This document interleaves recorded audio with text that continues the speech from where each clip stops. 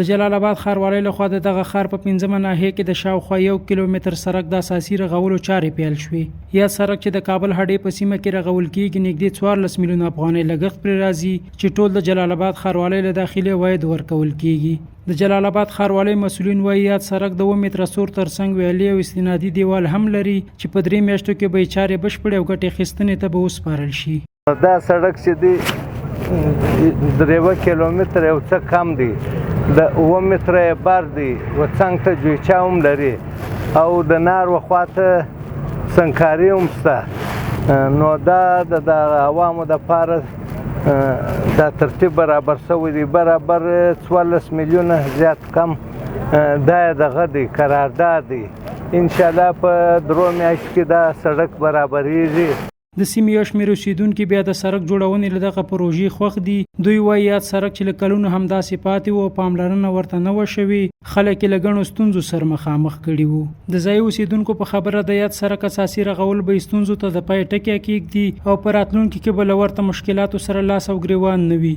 ډیر غټ مشکلات د کابل اډې یو کلو مخلوق ډیر زیات دی، د اډې خپل موټر هم ډیر زیات دي، نو پل باندې بیخي زیات راشي کنه. یو مریض چې در سره وي نو هغه مریض په دې پل باندې تېرېدل لږ وخت په لګېدو امکان د مرګ هم ودرد شي. خو بیا ښاروالۍ نه یو جهان مننه کوم د شاهوال صاحب نه د هغه ټول ټیم نه، نو دغه کار یې موږ دا خبره یې ومنله. زموږ دوکانونه دي د سړک موږ ته ډېر مشکلات جوړ کړي وو.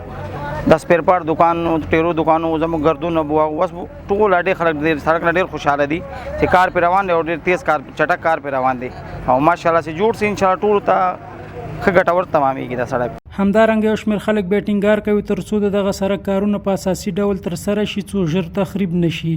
دوی په ټولو خصوصي شرکتونو غږ کوي چې د آبادۍ په پروژو کې د باکیفیته توکي وکاروي. زما په دې شرکتونو والا باندې دا غږ دی، دا څوک چې راکار کوي چې راکار ښه په سټنډر وکړي. دا زموږ وطن دی چې وطن ته قیوتې ګمې ښودل کېږي چې په صداقت یې کېږدو.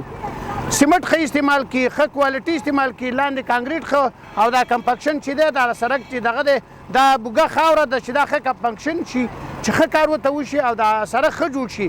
د دې لپاره زما د ټول شرکتونو باندې دا غږ دی او بیا د ښاروالۍ د انجینر صاحبانو نه مې دا خواهش دی چې هغوی ټیم په ټیم نظارت وکړي او موږ هم کوشش کوو چې نظارت یې وکړو.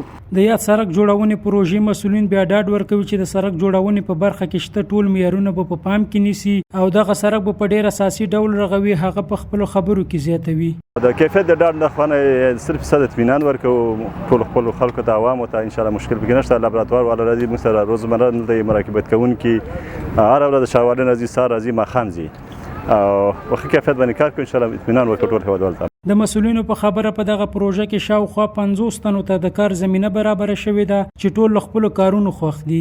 په دې وروستیو کې د جلال آباد ښاروالۍ له خپلو داخلي عوایدو او همکارو موسسو پر مټ په جلال آباد ښار کې ګڼ سړکونه، لارې او پلچکونه رغولي دي او په زیاتو یې دم ګړی کار روان دی.